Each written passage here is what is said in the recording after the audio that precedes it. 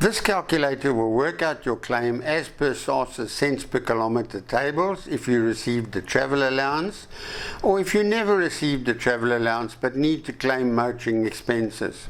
Remember that you need a detailed logbook showing mileage figures to qualify for a travel claim. No logbook showing detailed mileage means no claim. The first thing we are asked is whether we've kept a record of expenses.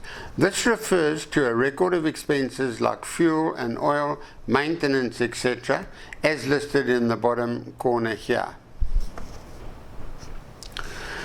We'll have a look at a case where records of motoring expenses are kept in a minute, but let's first examine the very simple case in front of us where we're going to lodge a claim against an allowance received for one car using SARS's cents per kilometre tables. We must enter the start and end dates for the use of this car. The calculator will indicate how many days in the year we used this car.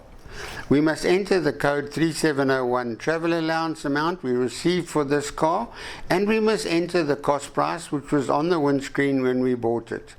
We also enter the mileage figures from our logbook.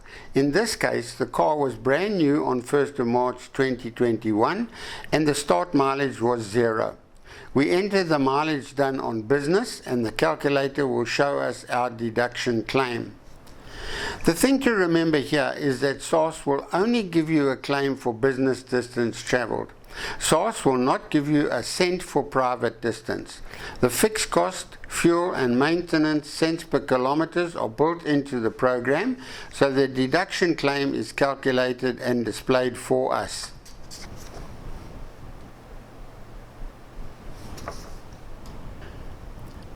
If the allowance was received for only part of the year, let's say up to 31st of August, then watch what happens to the fixed cost here when I click on calculate.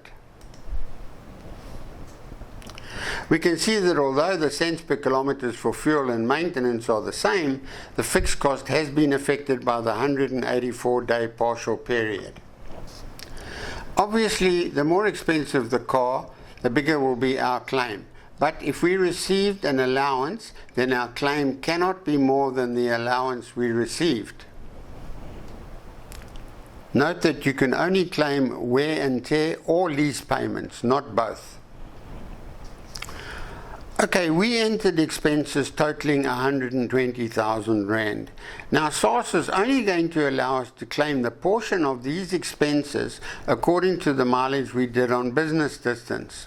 Once again, SARS will not give us back anything we spent on private distance. Since the mileage figures from the logbook show that we did 25% of the total mileage on business, our claim is 25% of the 120,000 Rand expenses. An interesting point here is that the car value makes no difference in this calculation for a claim against expenses. Also, if this was a self-employed or commission-only taxpayer who never received an allowance, then there would be no allowance received amount here anyway. When claiming against expenses, the car value and the dates make no difference to the claim either, as our claim amount is based purely on our expenses incurred, and it does not matter if these expenses were incurred using a Rolls-Royce or a Mini. There could be an exception to this. SARS's cents per kilometre table show a car cost cap of 665,000, and any car more expensive than 665,000 will receive the same cents per kilometre claim amounts as a 665,000 Rand car.